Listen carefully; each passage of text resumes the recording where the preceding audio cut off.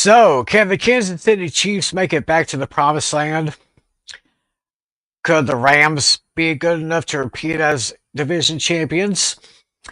And can Ashton Genty be the one key that can help the offense for the Raiders this year? Well, we're going to try to find the answers to those questions and a lot more as we go west, young man. We're talking about the AFC West and the NFC West on this week's edition of Fantasy Football Fever, which starts right now.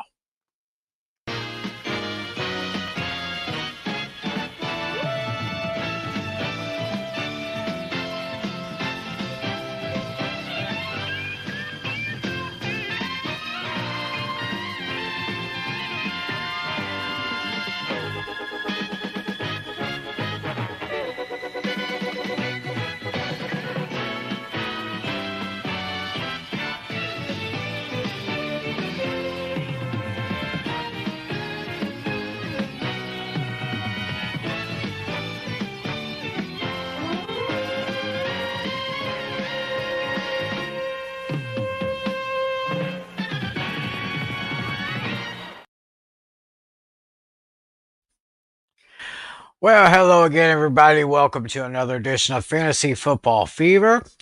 Wherever, whenever, and however you're watching, thanks for making this part of your week. It is Friday night, June 27th, 2025. We are already at the end of this month and getting into July where it's going to get hotter down here in Northeast Texas, I'll tell you that much. But but hopefully everybody's doing okay out there. Of course, I am Tim McClellan. And of course, on his way to his home somewhere in the Empire State is, of course, our good buddy and host of the Hooked on Sports podcast, Mr. John Flynn. John, how you doing, sir? Hey, guys. Happy Friday, everybody. We've come to the end of the month, and we have come to the last part of breaking down of previewing the NFL seasons by division. So we started north, we went south, and then east, and now we're going to discuss the AFC and the NFC West divisions tonight. Yep, we were going to do that here pretty soon, but once again, I should let y'all know our league commissioner John Natali is not able to join us tonight. Hopefully, he will be back for our next show, and we'll give y'all a little programming note at the end of tonight's show. Right now, we have some hot topics to talk about here in the league right now. Since we are talking about the West divisions in the NFL, uh, Arizona Cardinals tight end Trey McBride was talking about hopefully he can make his connection with quarterback Kyler Murray to kind of mirror that of the Chiefs tandem of Patrick Mahomes and Travis Kelce. Now, I will say Trey McBride is a pretty young, good tight end here, and one of the best tight ends in the AFC and the NFC right there. So, talk about the connection here. Mahomes and Kelsey, they're pretty much bonded together right there. McBride and Murray, that could make a great combination. You know, Steve? Yeah, I mean, Holmes and Kelsey are two future Hall of Famers at their positions, and that they're considered by some to be one of the greatest at each of their respective positions. With Mahomes at quarterback with all the championships he's won, and then Travis Kelsey being as great and dominant as he's been for the better for a decade now. And I do kind of think that there could be something similar with Murray and McBride, but and the thing that's kind of overlooked about McBride and his great season, that he only caught one touchdown all of last season, and that touchdown didn't come until week 17, and what was an elimination game for the Cardinals in terms of their chances to go to the playoffs. So I think Trey McBride's going to have an outstanding season, and now and then you have Kyle Murray, who I think is capable of playing at a high level. Now it's going to be a thing to see if he could be a better second half of the season quarterback than he's been in years past. Something that he's had some issues adjusting to how the league adjusts to him on an annual basis. But yeah, I could sense Trey McBride having another monster season. Now I mean I was very comfortable drafting Trey McBride in one of my leagues last year. In the sixth round, which I thought was a coup at the time, and I was proven to be correct here. So and we'll be discussing some great tight ends across around the league in the that are in the Western divisions tonight. So Oh it's yeah. got oh, Yeah, so we'll be talking a little bit about that. Of course, we'll be talking about the fantasy rankings for the team members. Of course, we'll be looking at their schedule. That's coming up a little bit later. Um, have some news from out of Pittsburgh. Quarterback Aaron Rodgers says that this coming season may be his last in the NFL, but one of the reasons that he decided to join Pittsburgh was that Pittsburgh signed former Seahawks receiver DK Metcalf. I I think he had a conversation with this on the what was it the Pat McAfee show. mhm, He's pretty much a regular on that show. mhm. So Aaron Rodgers, probably his last season in the NFL. He ain't, he definitely ain't getting any younger. I will say that. Yeah. Let's see, but I thought Rodgers played really well down the stretch of the season. I mean, it didn't help that the Jets didn't have that the Jets defense that was so uncoachable. That they didn't have any sort of leadership in the on the coaching staff to get them to where they wanted to be. Just yeah, but I also think it suggests that we might be in for a big season from DK Metcalf, and I think the gap between DK Metcalf and the rest of the pack, especially now with George Pickens now in Dallas, so that really the sky's the limit for Metcalf this season. And now I think you have to expect him to have at least 1,000 yards, or else it should be considered a disappointment. So I think DK Metcalf's fantasy draft stock is a little bit higher than it was. I view that as my big fantasy takeaway from that interview by Pat McAfee. Hmm. So it'll be interesting to see how that bad man can perform and work with this new team under Mike Tomlin's leadership.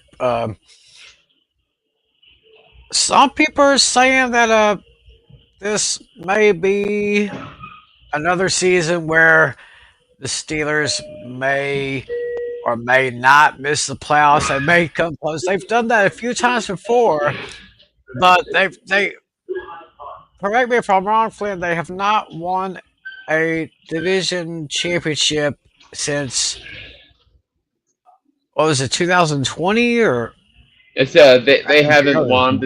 they haven't won the division since 2020, and they haven't won a playoff game since 2016. right 2020? It was 2016.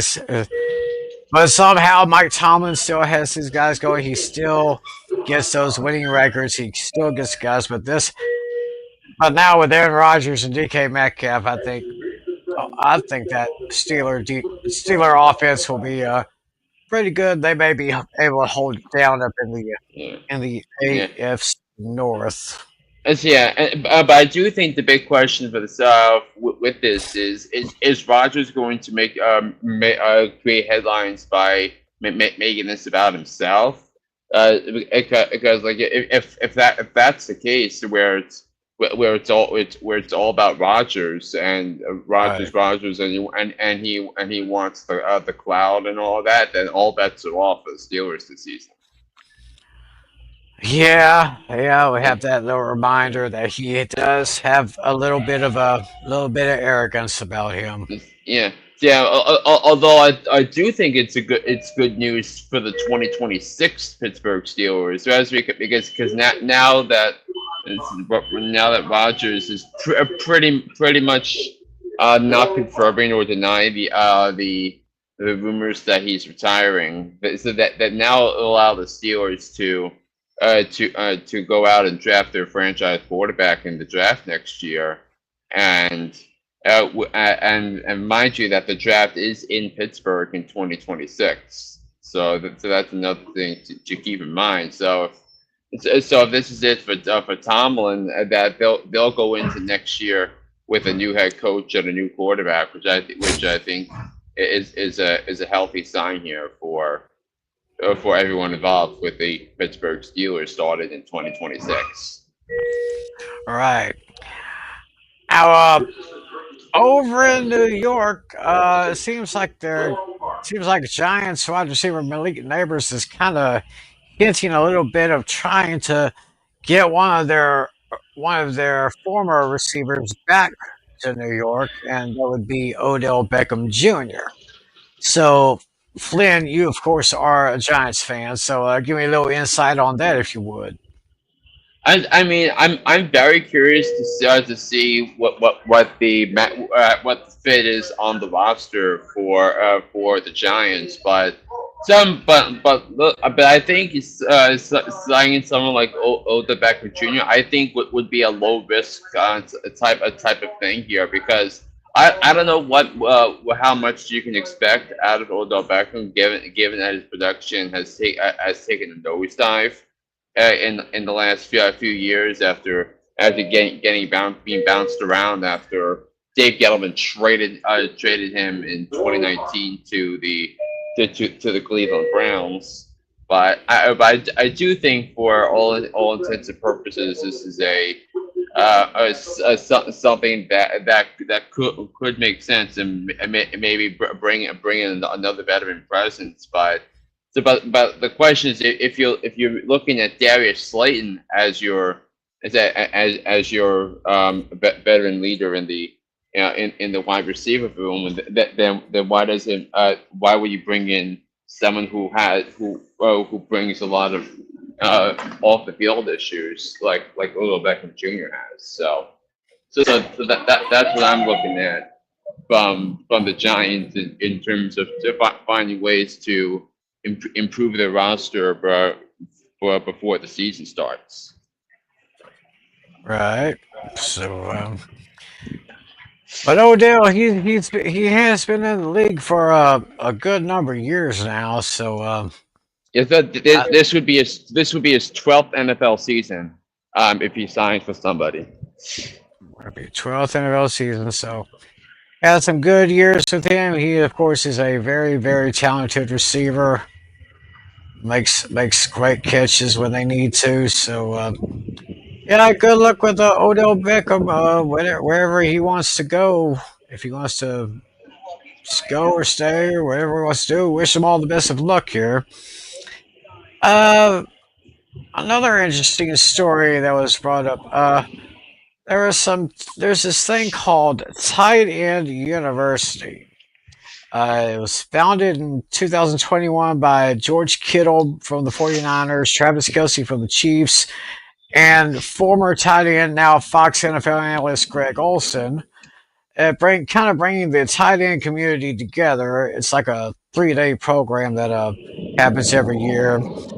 So pretty much all the tight ends were there, but there were some notable absences from this tight end university, including Kyle Pitts from the Falcons, and both Dalton Kincaid and Dawson Knox, both tight ends from the Buffalo Bills here. So I'm not sure about this, but let me get your opinion, Flynn. Is this something or nothing?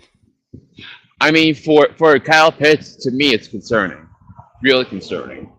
So it's because like this this is supposed to be a week for the enrichment of the tight ends. You can see how other tight ends go about and understand the approach of tight ends from the other teams, right? So and this is kind of a make or break year for Kyle Pitts because he's going into a contract year.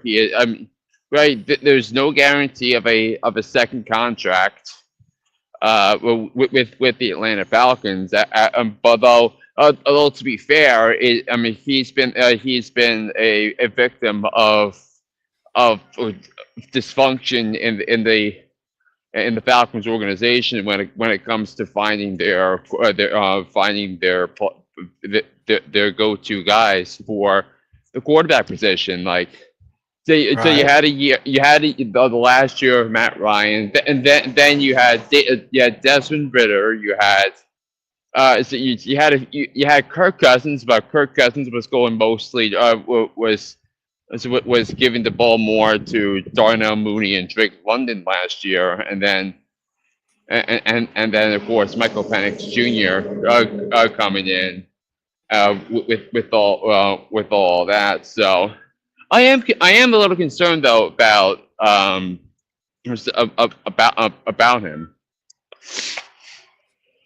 Okay. Well, yeah, he's because I remember when he was available in the draft, he was one of those tight ends that Jerry Jones was kind of taking a look at a little bit, but of course, being Jerry, being the man he is, he decided to not draft Kyle Pitts, and of course Atlanta took him. So, and that's the story there.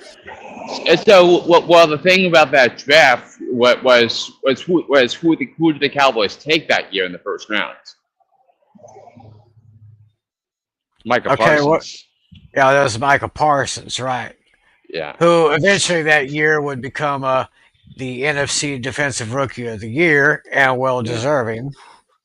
yeah. So, so I guess it was, I guess it was all right. Oh, we do have a rookie signing here. Jacksonville Jaguars rookie quarterback Travis Hunter. He signed his 4-year, $46.5 million fully guaranteed contract. 30.5 $30.57 million signing bonus paid entirely up front. Oh, he's a non-quarterback. He was a running back here. Running back in It's, wait a I minute, mean, wasn't he in that dual threat? Travis Hunter is a wide receiver slash corner. Right, the dual threat, Travis. So this makes him the first non-quarterback not drafted first overall to receive his entire signing bonus up front here.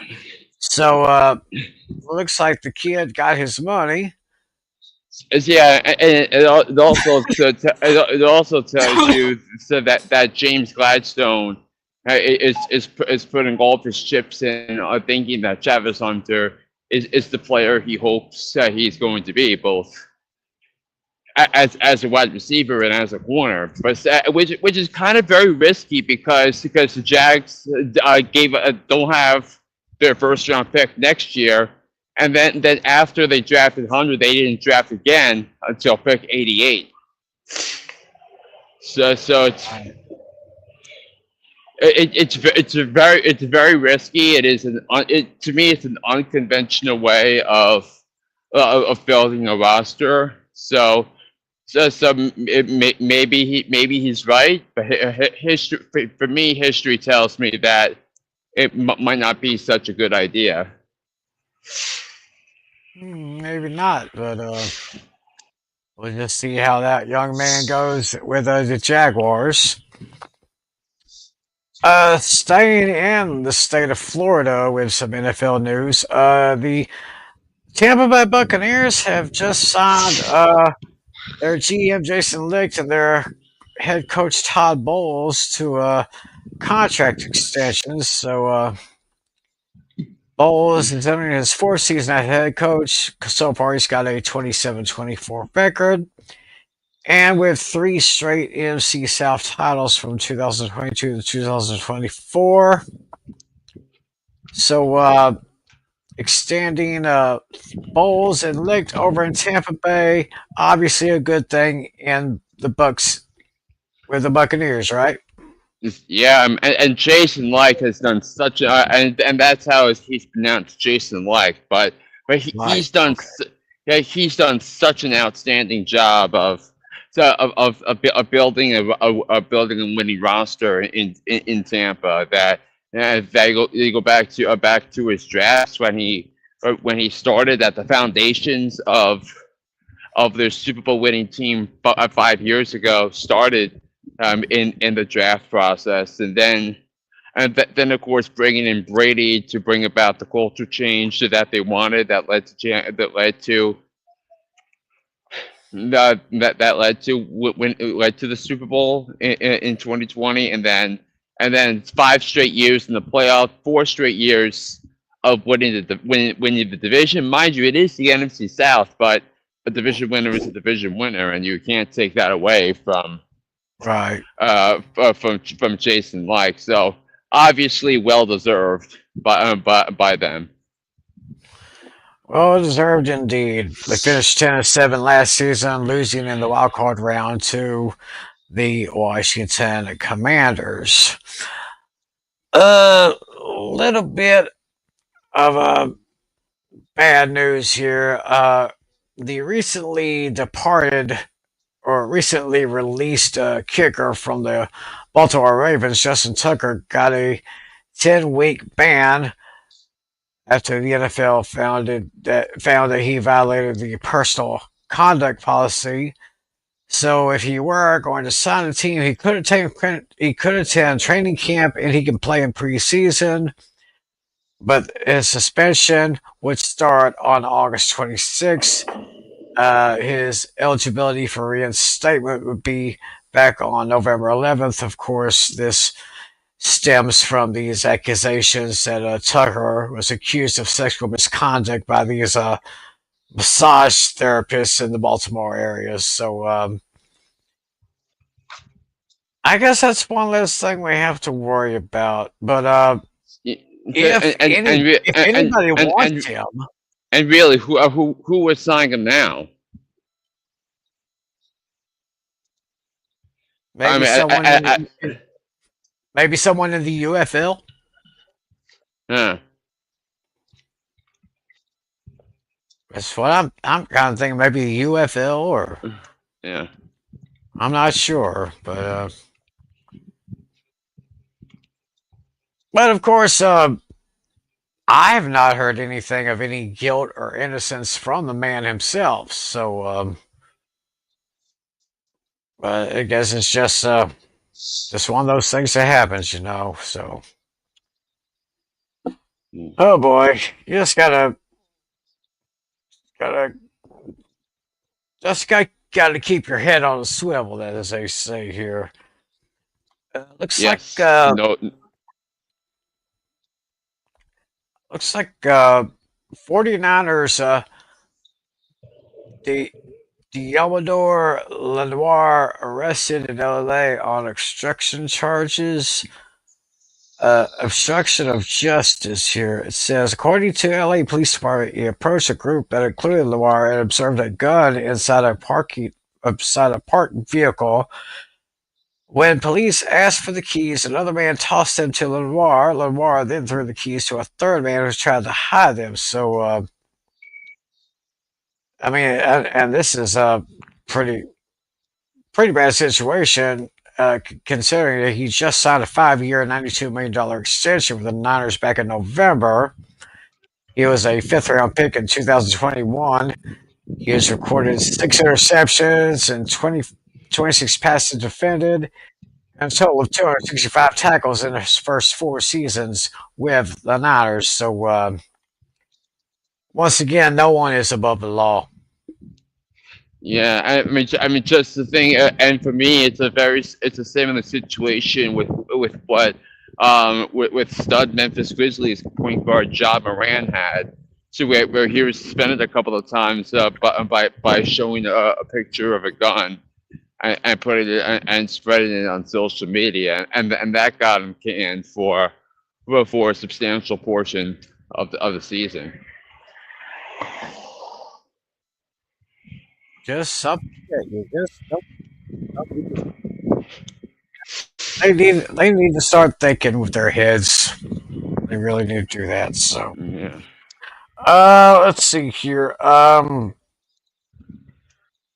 don't know if any other things that we need to discuss, unless you got something you want to bring up. I mean, nothing really, because I sent all. I think we covered all of the pieces that I so wanted to cover, but I think but one of the big ones was tight end university, and I don't know if you saw, Right. but Taylor Swift was there, because she put on a surprise performance. Hmm. I wonder if that's on YouTube. May have to look that up after the show. I know it's all over socials, but Right. with people posting her performance. Right. So. Yeah. So I guess somebody had to put it up there. So I guess with that being said, we will go on into the meat of our program. Of course, this is the fourth and final week of our division previews. Taking a look at the West teams in the AFC. So we are going to go ahead and pop this little ditty in here.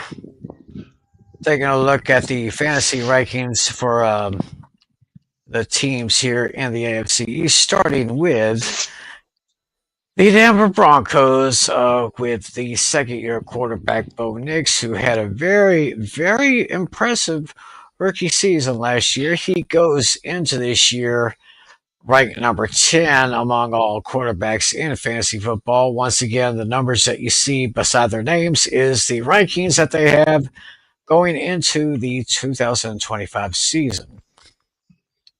And Yeah, and Bo Nix was in the league I won my championship in. I traded for Bo Nix as part of a package, that netted me Brock Bowers. So like he was excellent, and he gave me a lot of trade value, it really shows how much trust Sean Payton has in his ability to be, and the capabilities he had of playing at a high level in the National Football League. definitely with that, his two running backs, RJ Harvey, and J.K. Dobbins, 25th and 36th respectively. With his receivers, Cortland Sutton, Marvin Mims, and Pat Bryant.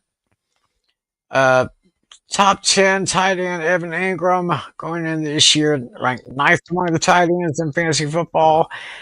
And look at the defense, special teams, and the offensive line. They are both in the top 10. Defense, special teams at 8. The offensive line is at number 4. That was probably, of course, that offensive line is probably one of the main reasons that Bo Nix did have a very good rookie year, because of all the protection they gave him. Yeah, I mean, the values that the Broncos get, because I feel like that's a little undervalued here, because there's a good possibility that in some drafts, this summer, the Denver Broncos defense could be the first one taken. Hmm. Yeah, Very yeah. interesting. I mean, the Broncos defense is excellent. I think the Broncos have the best secondary, one of the best secondaries in the National Football League. So, I mean, yeah, so I do think the Broncos are a team that could win the division, and could win a playoff game if they have if they have the right matchup. So you got to be optimistic here if you are a fan of the Denver Broncos. Absolutely. Uh, let's see here. Going now to Kansas City. who have played in, what is it now, nine straight division championships? Correct. Nine, nine straight division championships, looking to make 10 in a row, starting with their quarterback, Patrick Mahomes from Texas Tech, native of East Texas, from White House, Texas, the son of a former professional baseball pitcher. He's Pat going into this Mahomes. year, yeah, going into this year ranked number 6 among the quarterbacks, with his two running backs, Isaiah Pacheco and Kareem Hunt, number 29 and 47, and their positions, with his wide receivers, Rasheed Rice, Xavier Worthy from Texas, and Marquise Brown at 15, 25, and 59, respectively. Uh, then, of course, you got the aforementioned Travis Kelsey, who's ranked number 7 among the tight ends this year. The defense special teams for the Chiefs is now number 21, a little below average. They've been kind of shaky over the last year and a half. The offensive line is just right below average, so hopefully that offensive line will be able to help protect Mahomes a little bit. So maybe they could go back to maybe head back to the Super Bowl, maybe win another one. I don't know. See, honestly, though, I can't see it. Because I think if you look at Buffalo, Baltimore, maybe Houston, and maybe you don't know if they're the best team in their own division. Now, I do think one thing that should give the Chiefs some hope is that hopefully they can get a full season out of Rasheed Rice. Now, his off-field situation is still. I mean, it's still it's still in flux, based on the incident he had last year. But if Rasheed Rice is available, then I think that's going to help the stock of the draft stock a little bit of Patrick Mahomes, because right now I can't put Patrick Mahomes any higher than 6, because of probably because of Matt Nagy, who's still there as the offensive coordinator, and Nagy helps in terms of the game planning. So I would be concerned about that. And really, Mahomes hasn't had a top 10 fantasy season, but yeah, but I can't put. I mean, for all the accolades that Patrick has, I can't rank him any higher than 6. Yeah, I think I'm kind of in agreement with you right there. Yeah. Definitely not. He's still top 10, but not quite what he was. We'll see what happens there. Yeah. Then you also have to wonder if Noah Gray is going to eat more into the tight end production this year. Right. I figured that out too. Going to Los Angeles now with the Chargers, with their quarterback Justin Herbert, ranked 13th in fantasy among the quarterbacks. His running backs Amari and Hampton at number 19, and the former Steeler Najee Harris at 43. His wideouts led McConkey, Trey Harris, and the veteran Mike Williams at 12, 60, and 66, respectively. Uh, Tyler Conklin is not the best tight end right now, going in at number 34. And also Will Disley is also in the Chargers. He's ranked 35. Yes. But basically the Chargers offense is good. It's typical of a Greg Roman offense, that you want to be as big and strong as possible, and be able to run the football down your throats. Kind of finding it interesting that McConkey is the highest rated offensive player there, but it gives you a little At solace at to his see, position. or at his position, right? But you see right there, the Chargers' offensive line is going into the season ranked number 5, while their defense is ranked number 13. I mean, it helps when you have Rashawn Slater and Joe Alt as your tackles. Oh yeah, they can really get to the quarterback here pretty good. So pretty interesting there. Now we go to Sin City, Las Vegas, with the Raiders and how they stack up with their rankings. This one is, oh my gosh, this one is almost all over the place here. We got Geno Smith, the quarterback, going in and ranked 24. Uh, their running backs, the rookie Ashton Jeanty is already ranked at number 6 right now, with the veteran Raheem Mostert ranked at number 65. Then you got the wideouts, Jacoby Myers, Jack Beck, and Trey Tucker, number 34, 50, and 96, respectively. Brock Bowers, what a season he had last year. He goes into this year, the second ranked tight end in the fantasy league in tight ends, and I agree with that. Uh, Raiders defense and special teams has 28. The offensive line is at 21, though. Yeah, I mean, so like the big question with the Raiders is I mean with the Raiders is how much are you going to get out of Ashton Genty? Because I think Genty has superstar potential. He has all pro potential. When it comes to his production with the Raiders, that said that the running back situation was all sorts of flux last year when there was a huge void left by Josh Jacobs, who went on to have a top 5 season with the Green Bay Packers a year ago. So I think you wonder about that, and also remember that the Raiders head coach now is Pete Carroll, and his offenses when he was with Seattle, so it started with great play at the running back position, which of course when they won the Super Bowl, said that Mm-hmm. that they had someone by the name of Marshawn Lynch.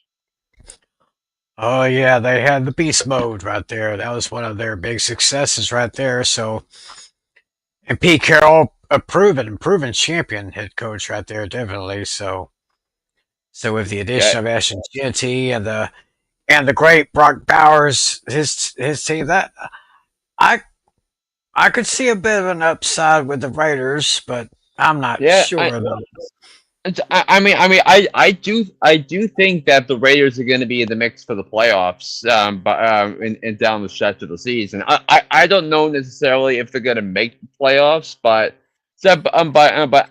outside their division, they have kind of a favorable schedule because they get to play the AFC South this year. Um, I mean, but they do have a tough NFC division because we're playing the NFC East. Yeah, so they're going against those guys there. So we'll just see what happens with that here as we go ahead. Let me go ahead and get this here. We'll go ahead and take a look at the schedules for these teams. Go ahead and get that in Yeah. there. Boom, there we go. So once again the colored the weeks with the colored ones, those are the home games, while the ones in white are the road games. Beginning with the Denver Broncos, who of course finished third last year in the AFC West. The over under for the win totals is 9.5, and I was just browsing through here a little bit here, and I counted right now. I got 1, 2, 3, 4, 5, 6, 7, I got 7 wins so far. Yeah. I got them winning at home against Tennessee and on the road in Indianapolis. It's yeah. I mean, so like that week one matchup, that Denver defense against a rookie quarterback making his NFL debut, that's just not going to be a fair fight at all. Ooh. That's because, of course, they're playing against Cam Ward, and hardly anybody wins their plays well in their NFL debut, albeit especially let alone a good, well coached defense like the one the Broncos are fielding this year. Okay. I have them winning at home against the Giants in week 7. Then I have victories at home against the Vegas Raiders and the Kansas City Chiefs. Actually, as far as the Broncos record against the division this year, I believe I have the Broncos taking the sweep against the Raiders, but I see them splitting the series with both the Chiefs and the Chargers. Yeah, yeah. I mean, I have a lot of splits among these matchups. I think I have Denver splitting with everybody. So, Hmm. but because I think some of these teams are going to be pretty evenly stacked up against each other. But yeah, I do think the Broncos have somewhat of a favorable playoff schedule because the Green Bay, Jacksonville, Kansas City. I don't think Kansas City's defense is as good as it was in recent years. But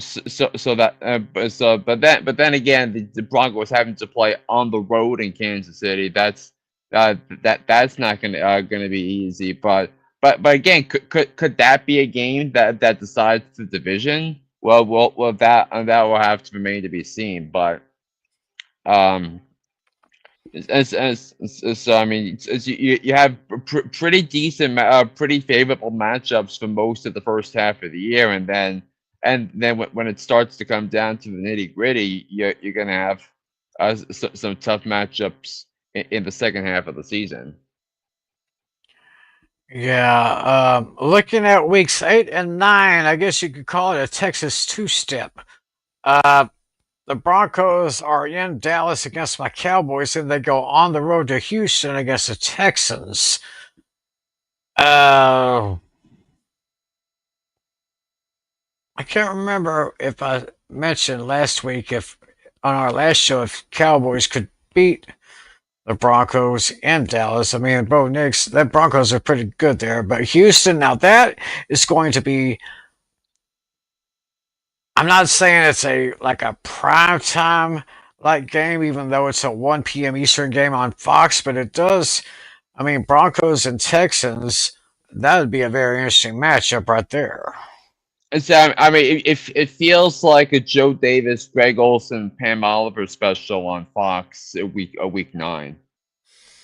Yeah, it looks like it could be right there. Or actually maybe not. Maybe perhaps the Kevin Burkhardt, Tom Brady, Aaron Andrews, Tom Rinaldi special. But it's because I know CBS has the doubleheader that weekend, and that game is and the game on 425 is Bills Chiefs. So that's got to be a good location for Fox for a top Fox crew. Yeah. So, Uh, so like I said, right now, 1, 2, 3, 4, 5, 6, 7. Right now, I have 7 wins with the Broncos. There's just um, at home against Green Bay, at home against Jacksonville.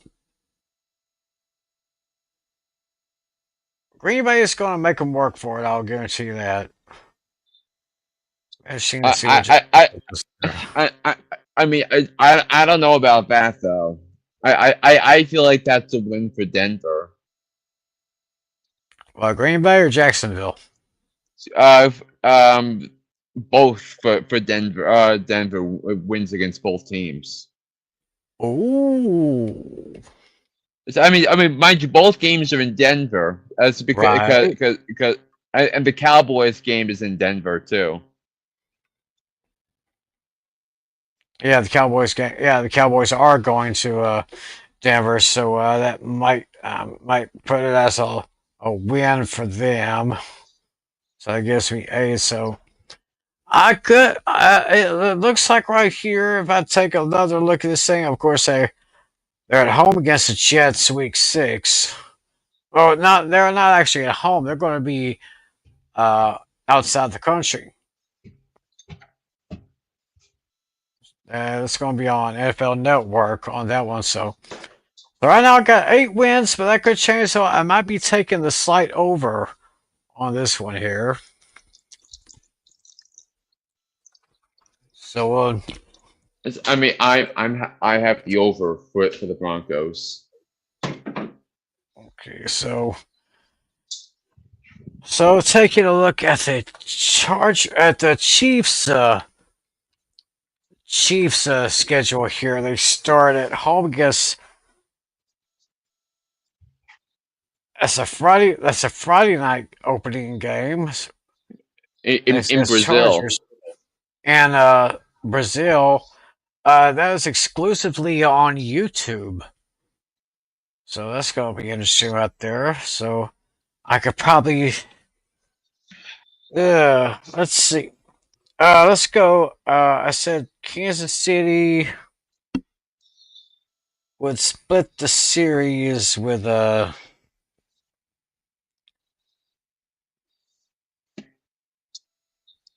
Denver. I could see them the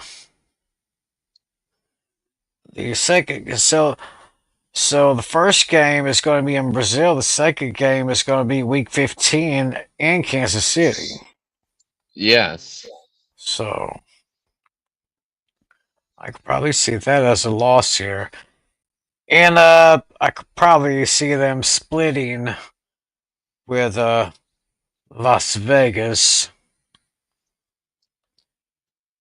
Oh, then week 2, big matchup: Chiefs and Eagles. A Yeah. three, a three twenty, a 425 game. I mean, I don't know. I can't stress enough how much I love the Philadelphia Eagles to win that game. Because I think Philly's roster is still is still better than Kansas City's. Look at this. Week 2, home against Philadelphia. Yeah. Week 4, home against the Ravens. Yeah. Week 6, home against the Lions. Week 8, home against the Commanders. Now you want to talk some big time matchups right there. Yeah, and then they have the Giants, the Jaguars, and the Raiders in between those. Right.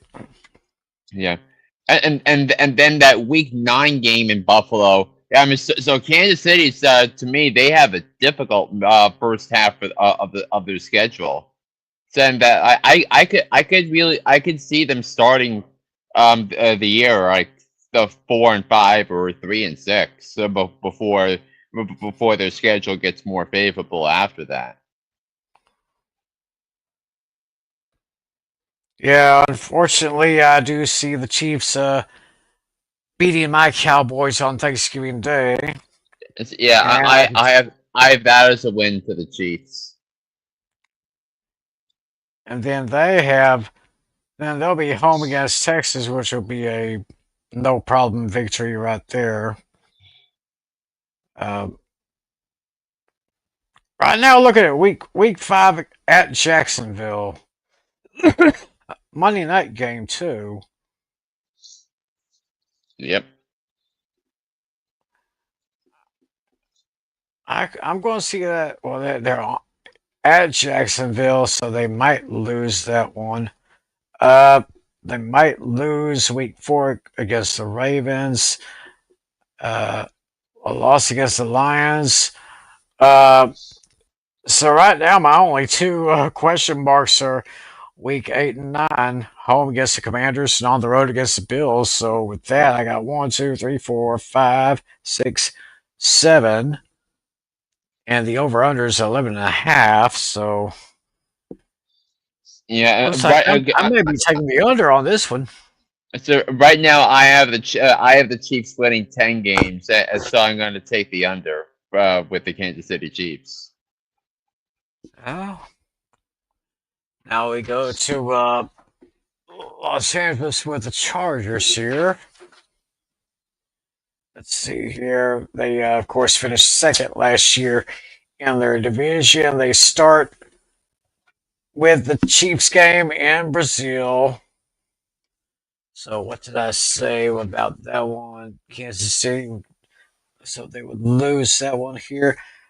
Take a look at the division. Well, look at that. They faced their division in the first 3 matchups.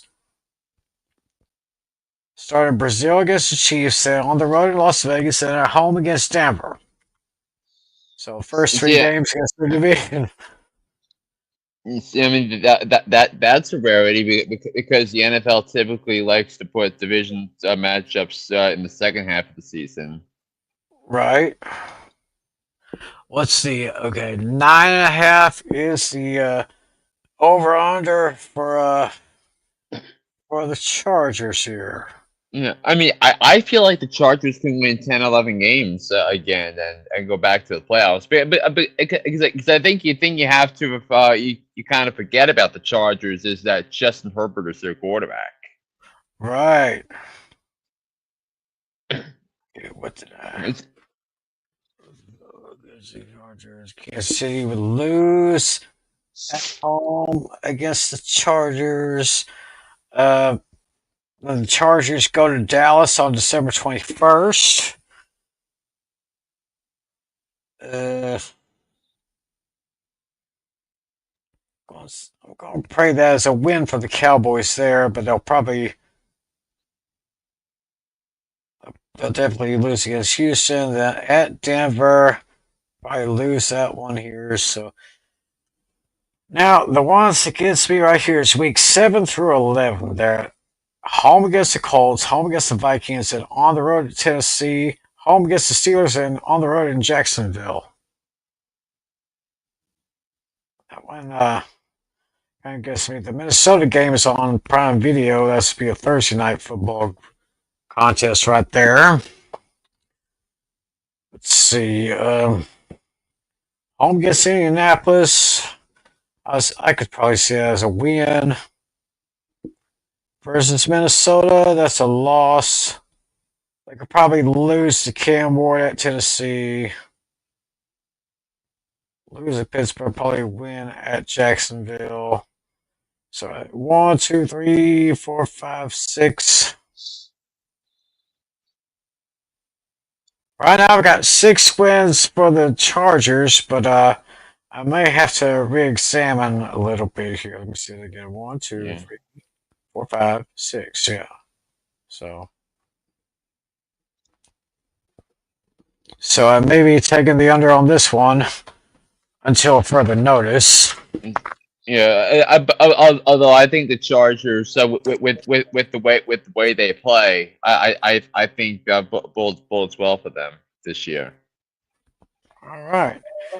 Now taking a look at the Raiders' schedule, and their over under is 6.5.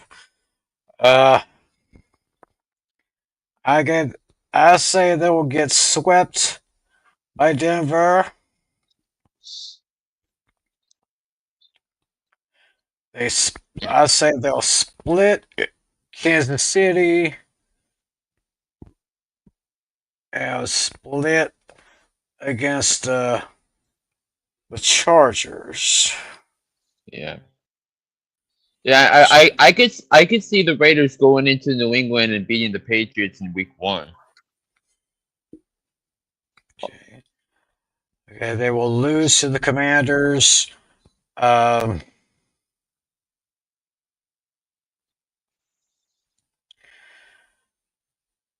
They're on the road at Indianapolis at home Tennessee. Okay, Cam Ward may get the best of them. Sure, let's see. Let's go and put that as a loss. I can win. I'll say I can get the win at Indianapolis. Chicago may beat them. Home against the Jaguars. Uh, home against, I don't know, home against Dallas. I think Dallas wins that one. Uh, they'll definitely beat Cleveland. Everybody beats Cleveland. Yeah. Philadelphia will not win. They will not win at Houston. Um, actually, I don't. Actually, I think the Giants will beat the Raiders in Week 17. Yeah, I have that too. So the only question mark I have is Week 9 at home against Jacksonville. So I got 1, 2, 3, 4, 5, 6. I got 6 wins, Mm. but the question mark is Jacksonville. So it's either going to be over or under for me with the Raiders. Yeah, I think it's gonna wind up being a little bit more than that. Look, so you're taking an over on that one? Yeah. So I'm taking the over on Denver, the Chargers, and the Raiders, and I'm going with the under when it comes to the Kansas City Chiefs. Well, interesting. All right, so now you get to move Let on me to the clear. NFC West. Let me clear these out here, since we don't need those anymore. Yeah, we're going to the NFC West here. Let's take a look their at these rosters and their fantasy rankings going into this year. Starting with the Arizona Cardinals with their quarterback Kyler Murray from Oklahoma. He is ranked number 9 going into this year. His running backfield includes James Conner at number 15 and Trey Benson at number 45 for their positions in fantasy right there. We have Marvin Harrison Jr. Going in ranked number 19 among all tight ends in fantasy with Michael Wilson and Greg Dortch, number 70 and 99 respectively. We talked about Trey McBride earlier, the top tight end in fantasy going in this year. With the Cardinals defense and special teams going in ranked 16th and the offensive line ranked 19th. So very interesting numbers for this particular team.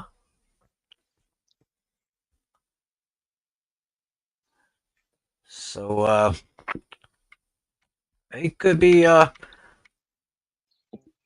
in fact, I'm kind of thinking the Cardinals could be a dark horse candidate to take the division.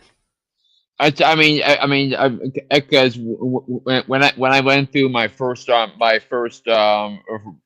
of finding wins and losses, which I'm doing a new one after this, so I could do it for future episodes. But right now, I have the Cardinals making the playoffs in the NFC.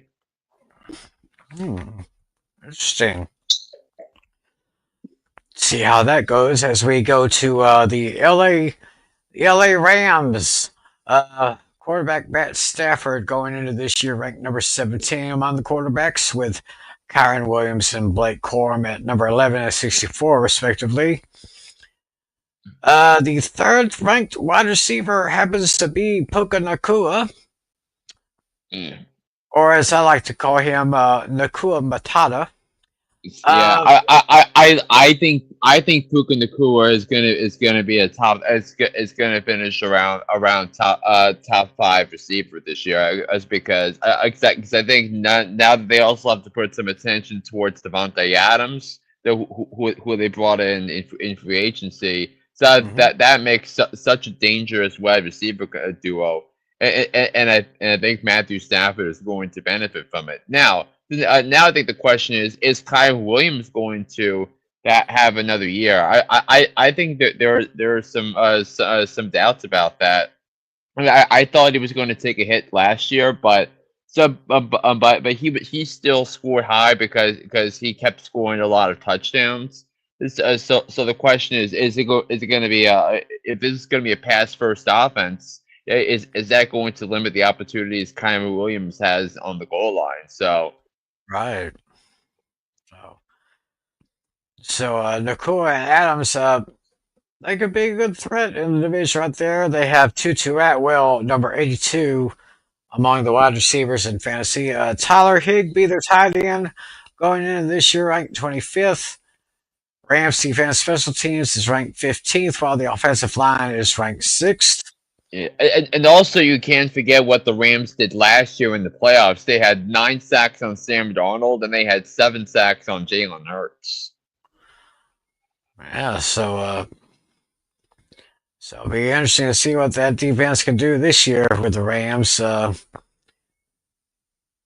So now we go to San Francisco, which tell you what, this 49ers team, they've been very interesting over the last couple of years. I mean, it's almost like they were invincible a couple of years ago, 2 or 3 years ago, and then they get hit with all these injuries, but still they were able to pretty much come out.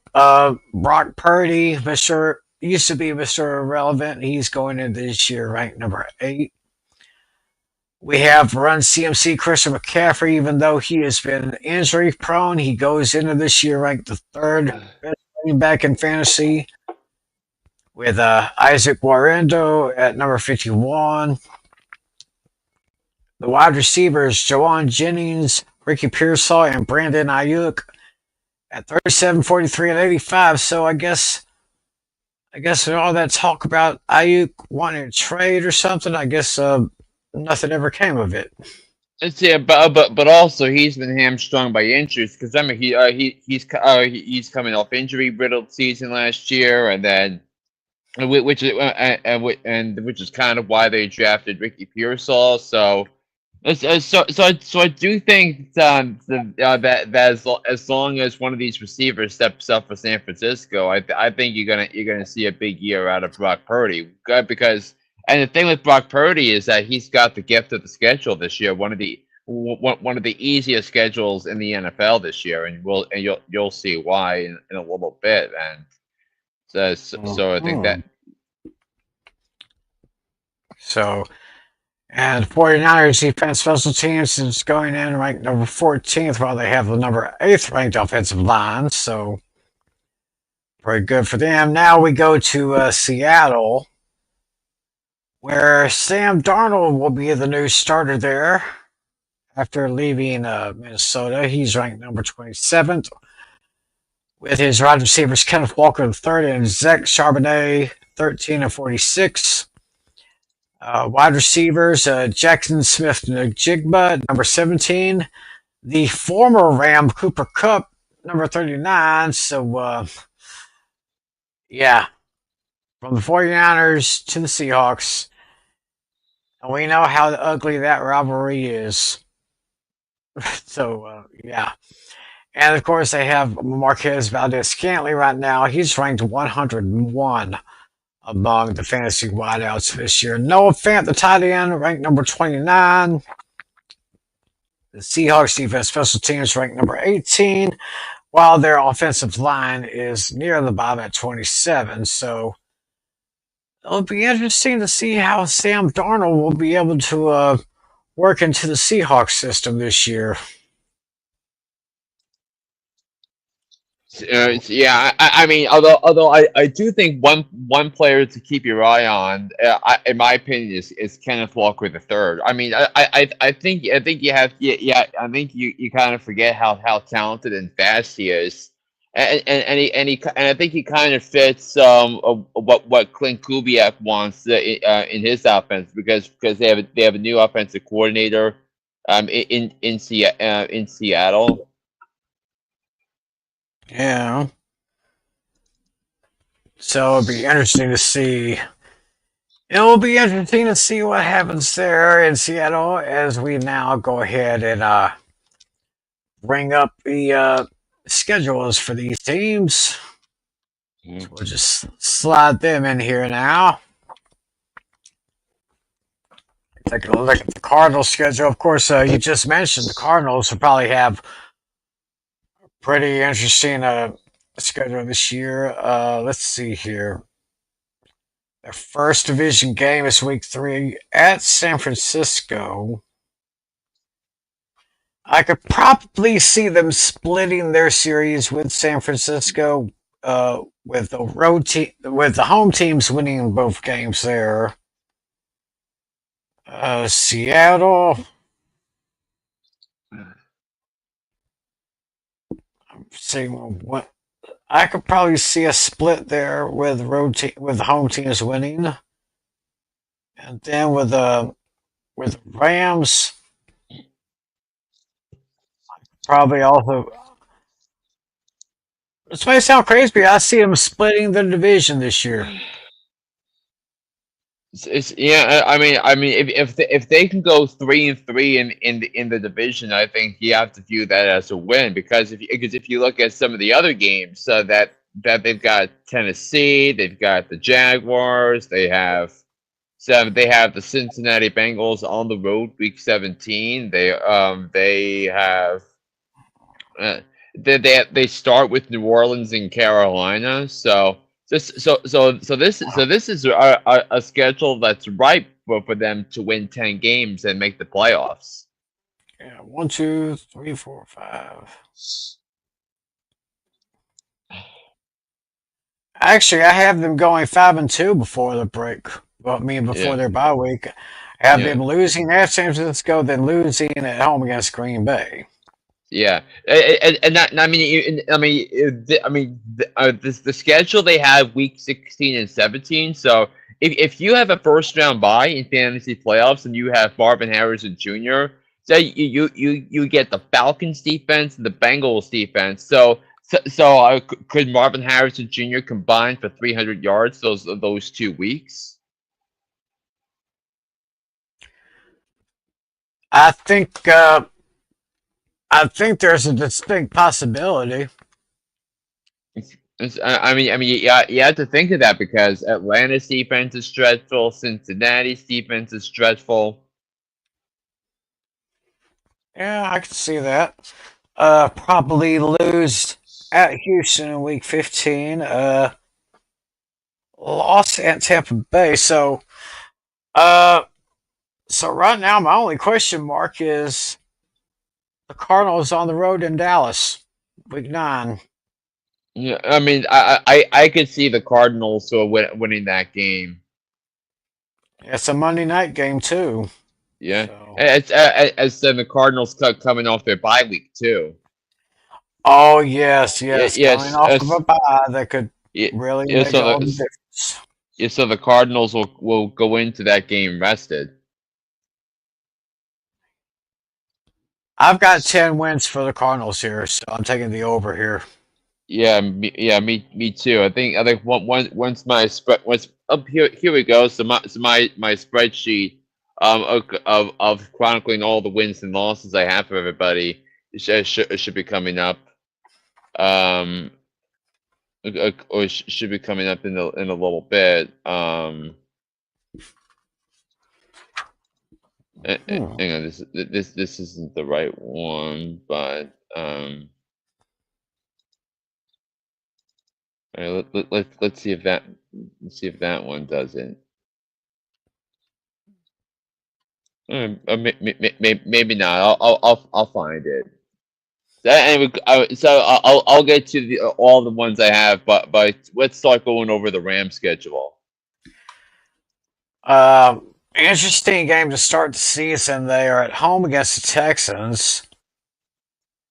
But let's see here. I want to take a look at the division first. I said the Rams would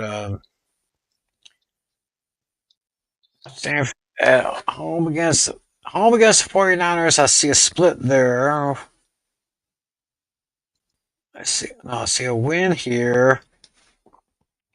Loss here. Arizona, they'll lose at Arizona, but they will win in Arizona. And then lose at Seattle, but win in week 11. So another another division split for the Rams here. Now let's go ahead and take a look. Houston's just going to be a little too tough. I could probably, I could probably see them beating the Titans on the road. Yeah. Okay. So here we go. So I have so let's take a look at the Rams home games. So I have them splitting with Arizona, with the road Mhm. team winning both games. Um, Ah, I I have them splitting with the 49ers with the home team winning each time, and then I have the Rams sweeping against Seattle. ooh, we got them sweeping the Uh, Seahawks. yeah. Interesting. Yeah, and then I have them beating New Orleans and Detroit at home, and then their other road wins are against Carolina, which is week 14. And then I actually have them as one of the two teams to beat the Ravens this year, week 6, and then I have them on the road beating the Eagles.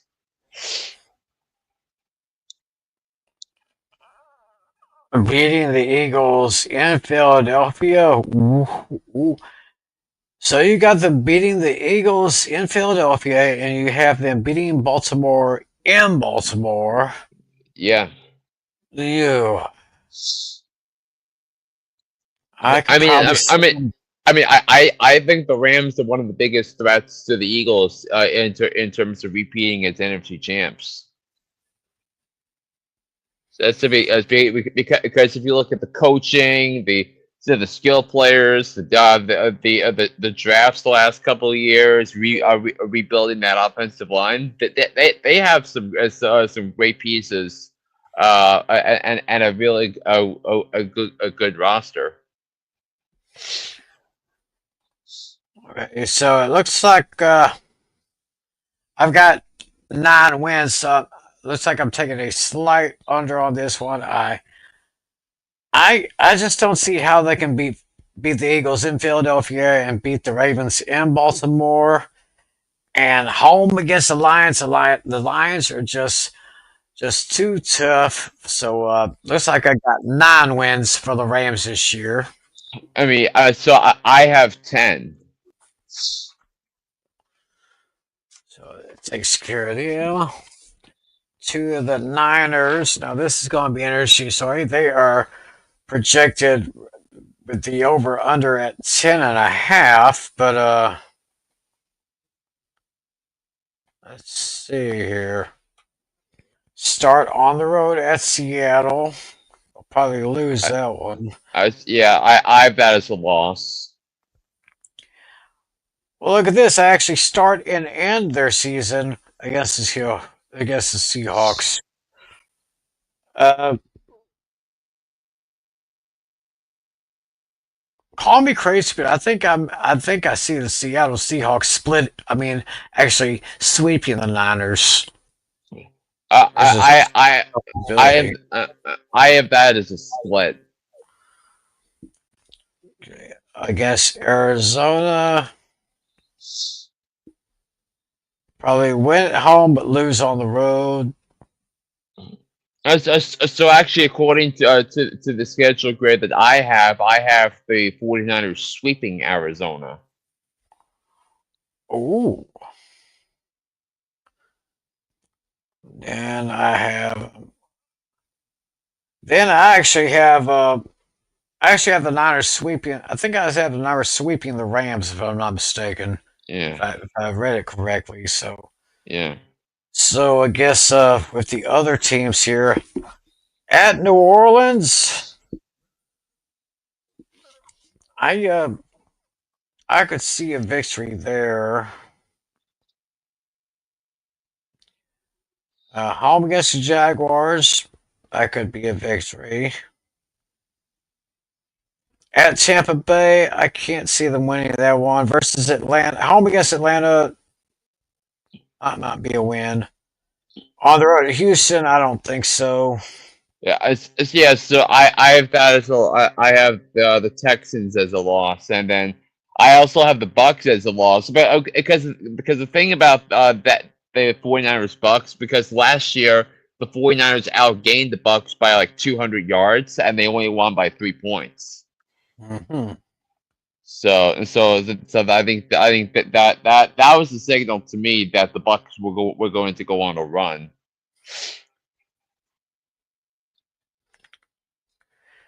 Okay.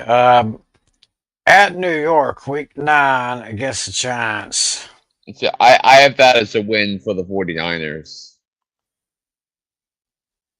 And then I can pretty much see after their bye week, weeks 15 through 18, I see wins there. So it's 1, 2, 3, 4, 5, 6, 7, 8, 9, 10, 11.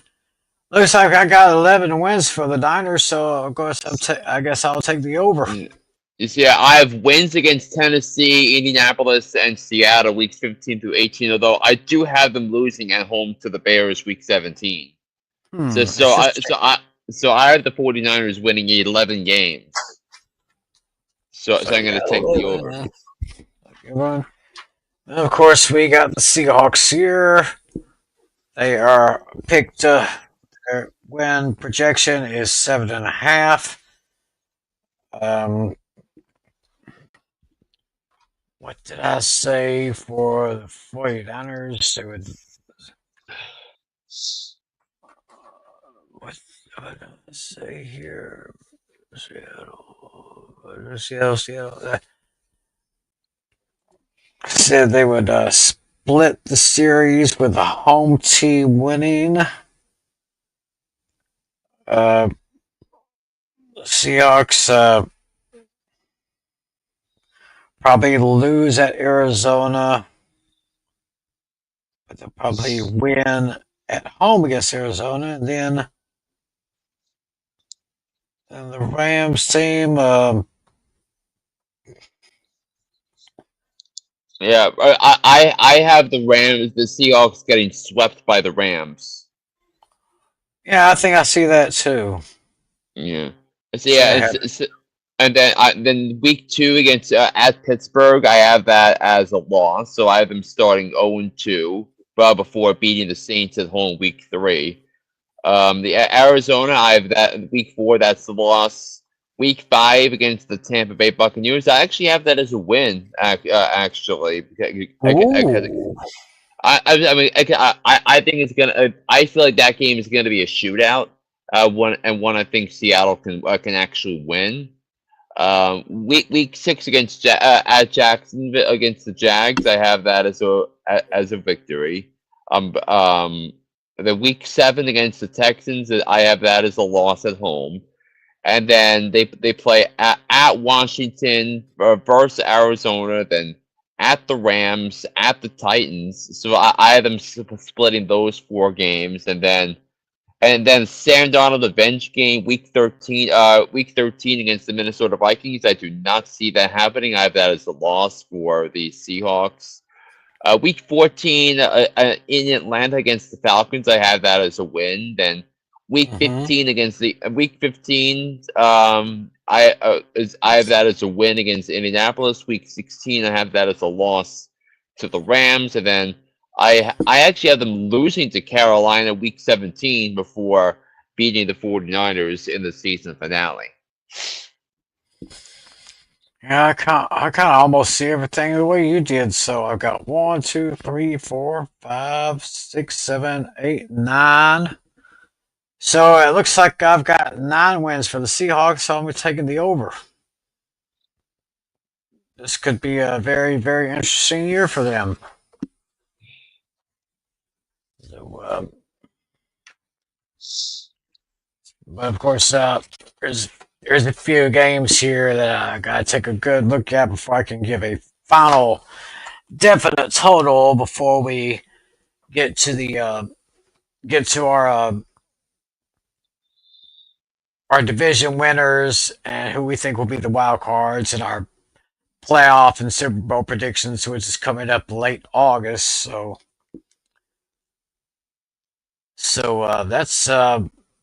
that's pretty much how everything lines up with the NFC West here.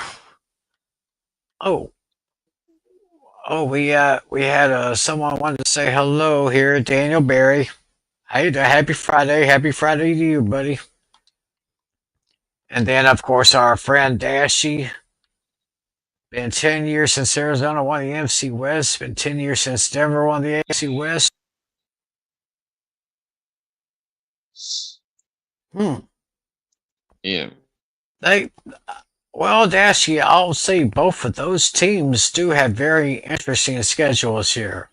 Yeah, and also, would you mind pulling up the AFC? Do you still have the AFC West schedules on your file? Because now because I could run through the games I have of them winning. The AFC West schedule, yeah, let me go ahead and pop that up right here. Yeah, I didn't have I didn't have the document in front of me. Right. So Denver. So Denver. I have them getting swept. Actually, getting swept by Kansas City. Mm. I have them splitting with the Chargers, splitting with the Raiders. Denver's home wins are home wins are against the Jaguars, the Titans, the Bengals, the Giants, and the Packers. The other road wins outside the division are against the Houston Texans, Week 9. We talked about that matchup, Denver Houston. That could be a potentially spicy matchup. I have that as a win Mhm. for Bo Nix and the Denver Broncos. I have them beating the Indianapolis Colts and beating the Commanders while losing to the Jets, Eagles, and Cowboys. Um, so Kansas City, I have them split. I have them sweeping Denver. I have them splitting with the Chargers and the Raiders. With the designated road team winning all those games. Then I have them beating Jacksonville, Tennessee, Dallas, Indianapolis, Philly, and Washington. N- to, to yeah, I don't think I have them beating no, I have Kansas City beating Philly right now, but I think that's going to change. Um, at that time. Yeah. Um, with the Raiders, my home wins are home against the Chargers, Jaguars, Titans, Browns, and Cowboys.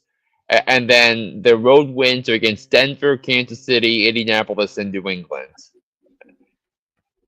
Ah.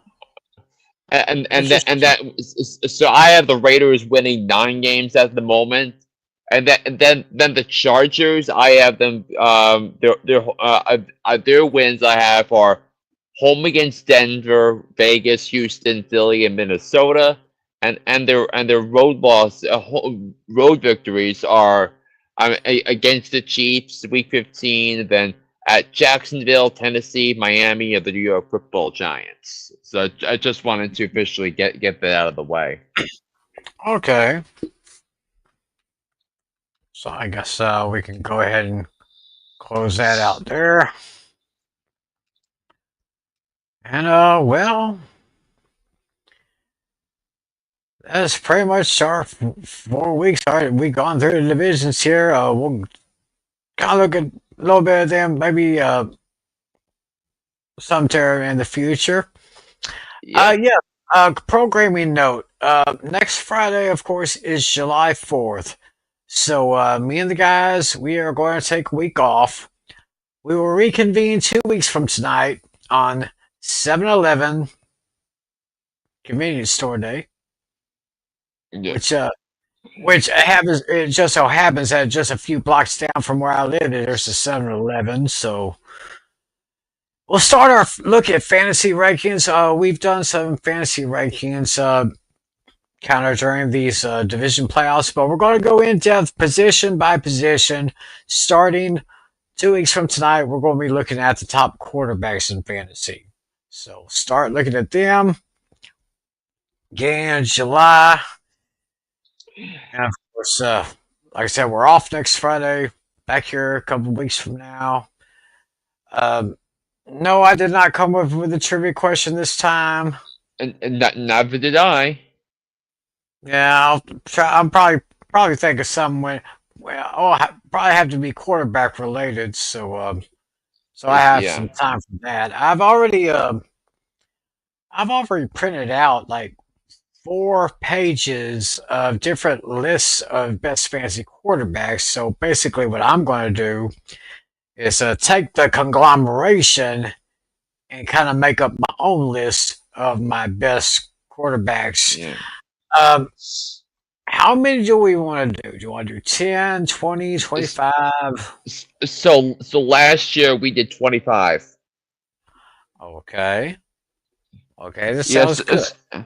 Yeah, so we did 25 quarterbacks. We did 50 running backs and wide receivers. I think we did, and we did 20 each of tight ends, defense slash special teams, and kickers. Okay, so yeah, that sounds like good. It sounds like a good plan to start this next series of shows that we're going to do here in the off season. Yeah.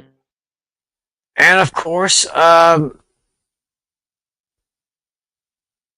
I hate to say, I mean, I don't mean to sound like a Debbie Downer, but I ain't seen a Hooked on Sports show yet. It's like again, my work schedule, my other job has been so crazy, but luckily the next the early next month is always the time of the year where I start ramping up my NFL content Right. to really start studying up for the season. So when I get around to it. Okay, but of course, all of you can follow Hooked on Sports wherever you get your podcast on Apple iTunes, Spotify, TuneIn, anywhere you find podcasts. Just look up Hooked on Sports, and you'll Yeah. get my man John Flynn here. Yep. So with that, we'll go ahead and bring this edition of Fantasy Football Fever to a close. Like I said, we're off next week for the 4th of July. We'll be back on the 11th to start our fantasy ranking series with the quarterbacks, and hopefully our good friend, our commissioner John Natali, will be back next week. I'll be back next week, and I'm sure I'll be back next on our next show. I'm sure Flynn will be here on the next show. So I guess that's going to do it. Yes, it will. So on behalf of our friend John Natali, for John Flynn, my name's Tim McClellan. Thanks for joining us. Enjoy the week. Have a happy and safe 4th of July because we want y'all to come back on the 11th. Thanks for joining Yep. us, everyone. God bless you. And as always, be a good sport. See ya.